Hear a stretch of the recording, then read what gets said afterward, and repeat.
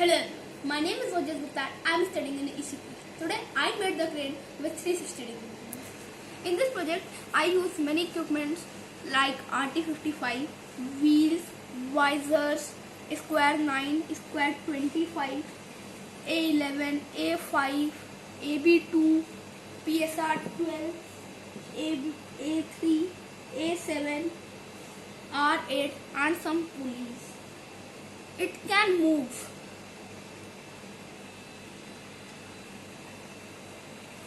From all sides it looks like this.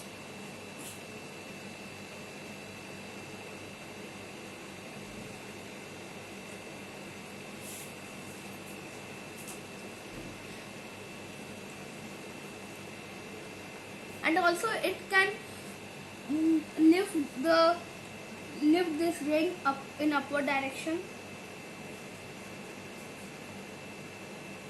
and also in downward direction. It can be lifted because when we rotating this rod R8, which is joined with this rod, thread is pulling these pulleys, from which pulleys also moves, as you can see. It also moves 360 degree.